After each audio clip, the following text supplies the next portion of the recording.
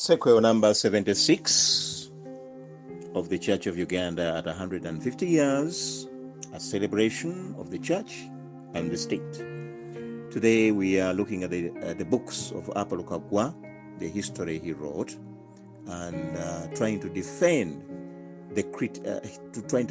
him against critics who wonder whether it's the one who actually wrote the books, given the level of education he had then. Being so busy, he never had time for being able to read and research, and then finally write. Therefore, welcome. I'm the author of the sequels. My name is Christopher Amos Chikomeko Ntambi. I want to begin today's sequel by saying that I have personally read shameful errors of contemporary authors, and I will highlight some without revealing the books or the authors. There is a leading author and professor of history who wrote in one of his books that Winston Churchill visited Uganda in 1912. I have not seen a revised edition to see whether he has ever corrected that. In these sequels, we have proved that Churchill visited in November 1907. There is another professional writer who narrated on page 69 and 72 of his famous book, which I will not tell you, that the Nakulabye massacre happened in February of 1964. The truth is, the massacre happened in November of 1964.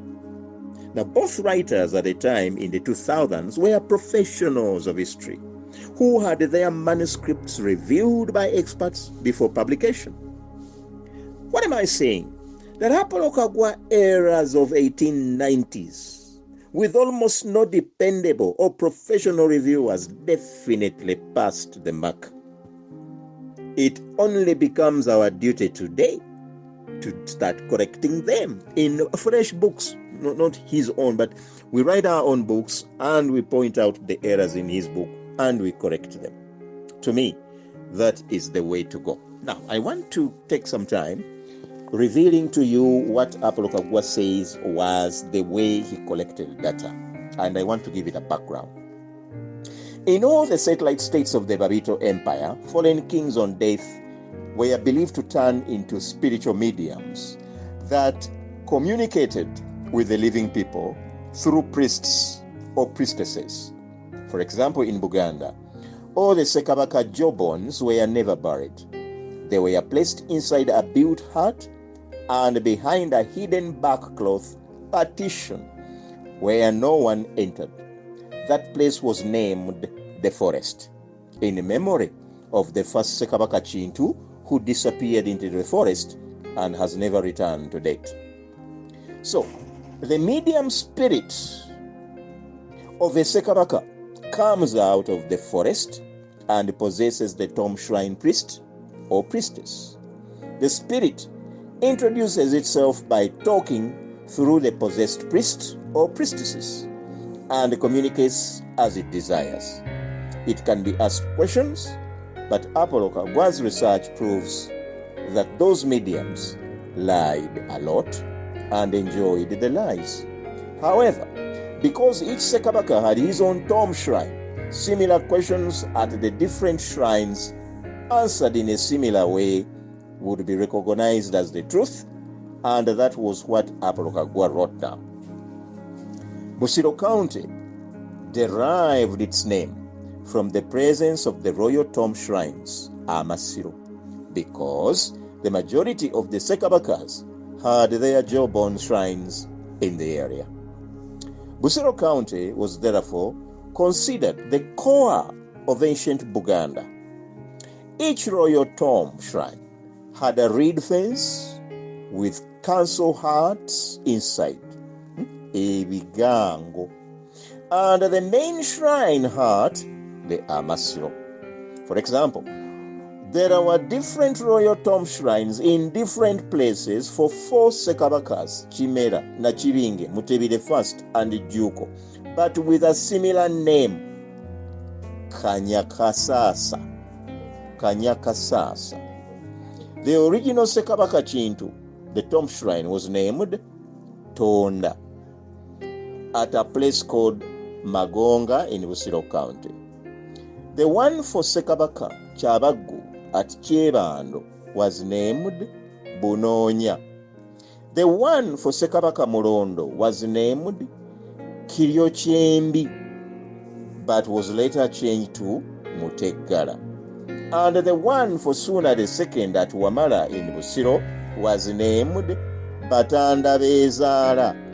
The one at Nabulagala Kasubi for Mutesa II was named Muzibwazaala Mpanga, and it was ritually and culturally desecrated and violated by the Great Lukiko vote of 1910 when a second Sekabaka Mwanga II was buried there. The violation became worse in 1939 and 1971 with additional burials of Sekabaka Chwa II and Mutesa II.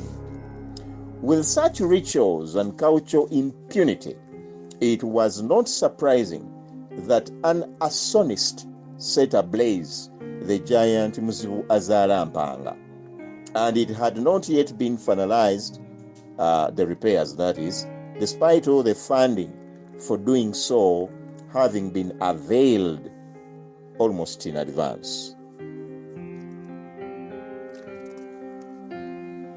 Now, the royal tomb shrines are fully described. The attention now has to turn to the source of that ancient data.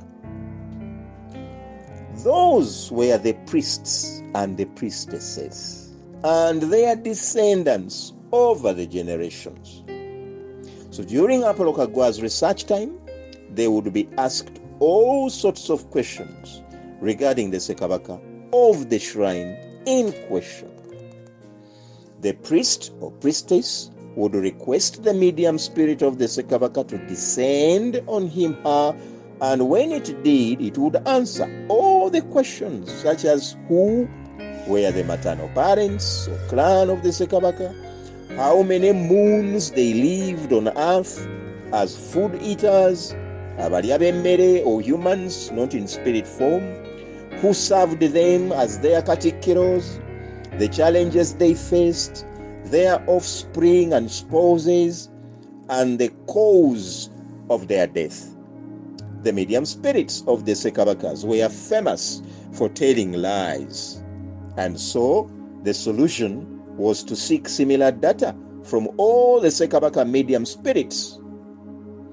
That way, all the similar data but obtained from different Sekabaka medium spirits would amount to the truth. That way, Apolo Kaggwa was able to derive an accurate chronology of all monarchs in the Babito dynasty, 3 major satellite states of Bunyoro, Ankole, and Buganda. There were no tape recorders or writers, and so the entire exercise was oral with a super memory brain on the part of Apolo Kaggwa and his team. One research area required to find out more the maternal families of all the Sekabakas, and eventually an accurate chronology emerged as a result of comparing data from the various shrine priests and priestesses. The mother of Kintu was unknown since he conquered Moawa as a stranger from the east. The one for Chwa the first, Nabaka, was from the Ngeye or Manke clan. And so each of the queens, they were able to find out where their maternal families were. The most complex research was for the Katikiros, because some left office after a short time, while others served more than one Sekabaka. They were therefore more than the Sekabakas in number, and so very difficult to place accurately to the kings they served. Unlike the royal tomb shrines, they had no special burial places, and so tracking their descendants was not possible. Apolo Kaggwa decided to rely on what the medium spirits conveyed via the tomb shrine priests or priestesses to compile the same as Katikiros. Again, a list is available. The research involving clans and their history was easier because each clan had a headquarter with the descendants heir of their original ancestor.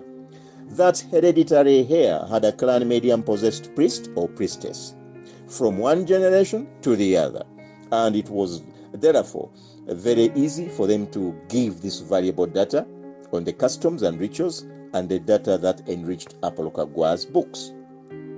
Unlike the research in Buganda, the one from Bunyoro and Ankole was much superior because the descendant heirs of their medium spirit priests and priestesses had the entire history on their fingertips. That oral history went beyond the Babito dynasty into the Abachwezi dynasty, especially that of Ankole. It was therefore much easier for Apolo Kaggwa to grasp the data given in Ankole and Bunyoro when compared to the one he researched from Buganda. He was indeed the pioneer writer of the Buganda nation. The only confusion was over Ntare, who appeared to have ruled for centuries. Further research was necessary on him because as a human being, he could not have lived for over 200 years. That is when Apolo Kaggwa discovered that there were 5 different Abagabe of Ankole who took the title Ntare, but in very different times, and so he had to split them into Ntare 1, 2, 3, 4, and 5. It was Ntare 5 who offered sanctuary to Apolo Kaggwa's Protestant Christian exiles in 1888 at Kabula. It appeared as if the first Omugabe, Karuhanga, was part of Abachwezi, and so was Rohinda. But the chronology straightened up, starting with Nkumba and then all the others, as Apolo Kaggwa mentions them. In total, Apolo Kaggwa's book on kings was able to report on 21 monarchs of the then great Ankole kingdom. So Apolo Kaggwa's research on monarchs of Bunyoro kingdom recognized the transition from the Abachwezi to Babito by starting with Isingo Mampunga Rukidi. None of the Bunyoro descendant kings ever took either of his name. There were others, Ochaki, Rwangira, Oyo Nyimba, and the rest. So that's how he came to write about the Bunyoro ancestry. So in conclusion, Apolo Kaggwa, at the time of his death, had just released the very last edition of Empisa Zabaganda. None of his children had a writing trait or an interest in their father's books. So the books ran out of print, and there was scarcity.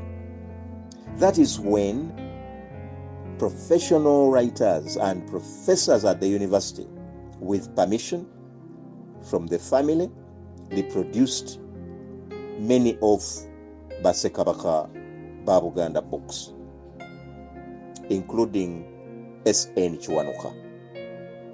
That one I'll mention. He had permission to reproduce, to actually translate. Eridadi Medadi Kasirye Mulira, a native of Kochi chiefdom and a scholar, produced the first of Apolo Kaggwa's biographies in 1949. There was another scholar, Kalinda Kranma, who also came up with a biography of Sir Apolo Kaggwa in the year 2000. Then there was silence, and this is when the pirates began to publish Sir Apolo Kaggwa's books. They have made a fortune, as far as I can see, because nobody in the family is bothered. Their printed copies by 2020 were still being reproduced and sold openly without any hindrance on the streets of Kampala. Therefore, as I said, that is that is business for the family.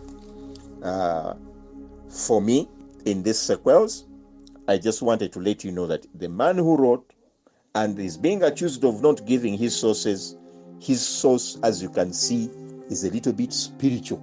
You have to believe in these priestesses and priests and what they said to be an actual source. And for them being the fact that they are succession passes over generations to them, and they carry on this data to them, is something that you cannot maybe explain very simply.